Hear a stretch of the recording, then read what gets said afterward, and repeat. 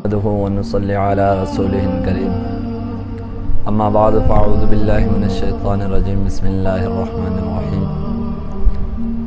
قل اوحي الي انه استمع نفر من الجن فقالوا انا سمعنا قرانا عجبا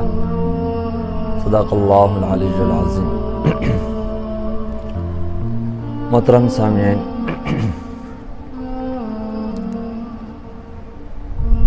آپ علیہ الصلوۃ والسلام کی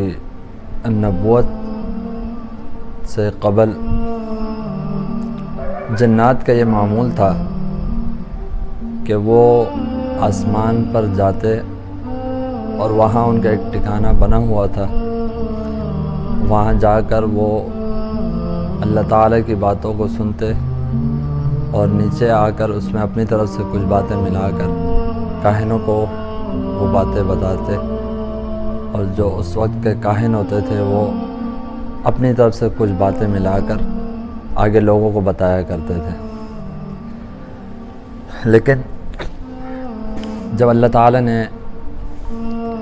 آپ صلی اللہ علیہ وسلم کو نبوت سے سرفراز فرمایا تو ان جنات کا اوپر داخلہ ممنوع ہو گیا، ان کا اوپر آنا ممنوع ہو گیا، اور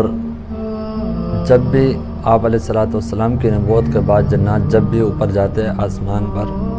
باتیں سننے کے لیے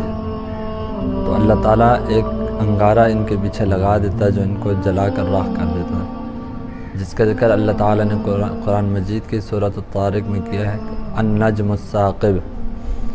کہ وہ ایک ایسا ستارہ تھا جو ان کو جلا کر راکھ کر دیتا تھا، ایک ایسا انگارہ تھا۔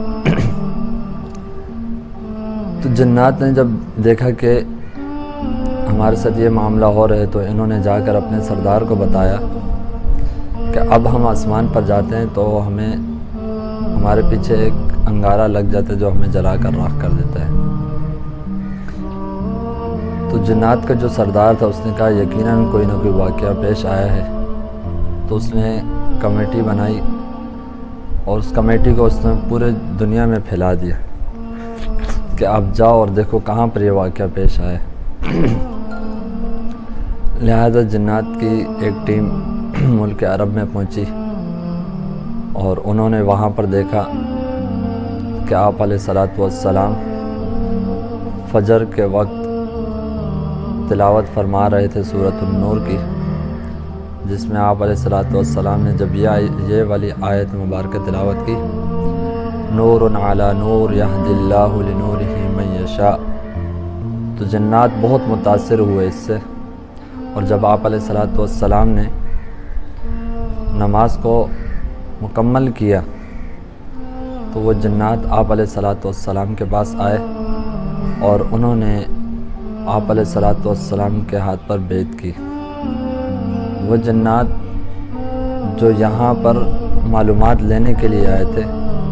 وہی جنات جب انہوں نے کلام مجید کو سنا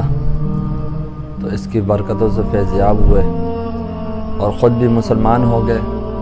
اور اپنے ساتھ بہت سارے جنات کو انہوں نے مسلمان کیا۔ چونکہ آپ علیہ الصلوۃ والسلام کو نبوت ملنے سے قبل اکثر بیشتر جنات بتوں کے اندر داخل ہو کر وہاں سے جو ان بتوں کی پوجا کرتے تھے ان کے سوال کا جواب دیا کرتے تھے۔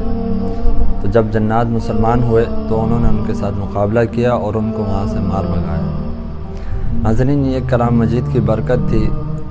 کہ جب جنات وہاں گئے انہوں نے کلام مجید کو سنا تو وہ اس سے بہت متاثر ہوئے اور وہ مسلمان ہو گئے۔ آج ہم اپنی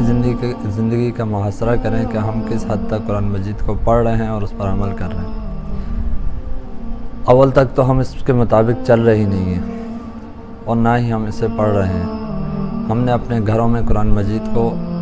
بس ایک برکت کے طور پہ رکھا ہوا ہے، جب دل کیا رمضان کا مہینہ آیا اٹھایا، اس کے اوپر سے گرد و غبار اتاری اور اس کو پڑھا، اور باقی پورا 11 مہینے قرآن مجید ویسے ہی پڑھا رہتا ہے۔ ہمیں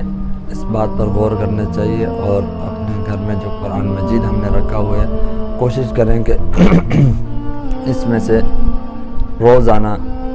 ایک پاؤ یا آدھا پارہ کم از کم پڑھیں، اس لیے کہ آپ علیہ الصلاۃ والسلام نے خود ارشاد فرمایا خیرکم من تعلم القرآن وعلمہ، تم میں سے بہترین وہ ہے جو قرآن مجید کی تعلیم کو سیکھے اور دوسروں کو سکھائے۔ تو آپ اور میں اس وقت تک بہترین نہیں بن سکتے جب تک ہم اس قرآن مجید کو اٹھا کے پڑھیں گے نہیں یا ہم اس کی تلاوت نہیں کریں گے۔